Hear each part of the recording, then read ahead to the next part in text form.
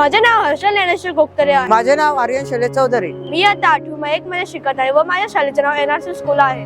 माझ्या प्रकल्पाचे नाव सौर जल अमृत आहे. आपली पृथ्वी विविधतेने व निसर्गाने नटलेली आहे. आपल्या पृथ्वीवरती जलग्रह असे म्हणतात, कारण इथे कोठेही आपल्याला पाणी नसल्यामुळे सजीव नाही. त्यामुळे निर्जल घटकांमुळे तीव्रता आपल्या तिथे काही भेटत नाही. ही चिंता आपल्या पृथ्वीबद्दल होत आहे, कारण पृथ्वीवरती फक्त 71% पाणी व भूभाग 29% आहे. त्यापैकी 2% पाणी हे गोडे वापरण्यासाठी व पिण्यासाठी उपयोग करतो. पृथ्वीवर 2% पाणी त्या स्रोताचा दिवसेंदिवस कमी होत चालला आहे. त्याचे महत्त्वाचे कारण म्हणजे जल प्रदूषण.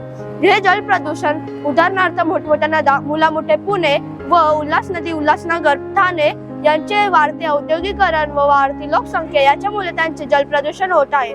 जर आपल्याला याच्यावरती जर आपण काही केलं नाही तर ते आपल्याला जल प्रदूषण सारखे ठरेल. जर आपल्याला भविष्यामध्ये याच्यासाठी आपल्याला गोडे पाण्यासाठी आपल्याला कष्ट करावे लागतील. जर आपल्याला आता जर आपण संशोधन केले नाही तर आपल्याला दूषित पाणी पियावं लागेल. त्यामुळे नवनवीन आजार जन्म घेतील व मानवी जीवन संपुष्टात येऊ शकते. जसं तुम्ही पाहू शकता की हे प्रकल्प कसे कार्य करते. सूर्यकिरण या आरशावर पडून रिफ्लेक्ट होऊन या समुद्राच्या पाण्यामध्ये पडतील व त्याची वाफ होऊन या काचेवरती जाते. मग तिथे ड्रॉप तयार होतील व ते पाणी खाली येईल. मग ते आपण पिण्यासाठी वापरू शकतो. आता आपण जाणून घेऊया या प्रकल्पाची शास्त्रीय तत्वे. या यंत्रामध्ये सूर्यकिरणामुळे बाष्पीभवनाचे प्रमाण अधिक होते. वातावरणामध्ये तापमान वाढल्यामुळे बाष्पीभवनाचे प्रमाण अधिक वाढते. शुद्ध पाणी करता येते व समुद्राच्या खाऱ्या पाण्यापासून शुद्ध व गोड पाणी तयार करता येते.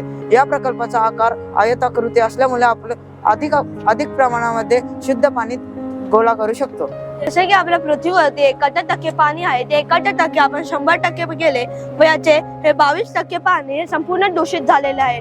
तर आपल्याला हे पूर्ण पाणी खराब न होण्यासाठी आपल्याला त्याच्यावर नवीन उपक्रम तयार करायला पाहिजे. त्यासाठी आपण हे तयार केलेले आहे. हे अथांग महासागरातील खारे पाणी सुद्धा आपल्याला प्युरिफाय करून भेटते व समाज, देश व जग यांच्या कल्याणासाठी अत्यंत वरदानदायी ठरेल. आता आपण जाणून घेऊया या प्रकल्पाचे सामाजिक उपयोग. या यंत्रामुळे अशुद्ध पाणी शुद्ध करता येईल.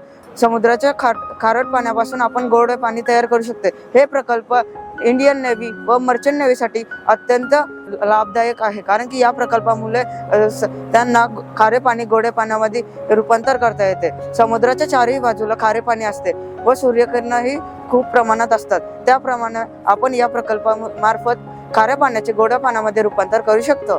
जसे की आपल्या मर्चंट नेव्ही मध्ये व इंडियन नेव्ही मध्ये पूर्ण एक रूम पाण्याच्या बॉटलीने भरलेले असतात. जसे की एक बॉटल 20, 5 लिटरची 60 व 3 लिटरचे 160 रुपये असे सरकारला व त्या कंपनीला खूप पैसे खर्च करावे लागतात. जर आपण शिपच्या डेक वरती जर हे ठेवलं तर आपल्याला याचा खर्च फक्त 950 येतो व त्यामुळे सरकारला व त्या कंपनीला खूप फायदा होईल. थँक्यू.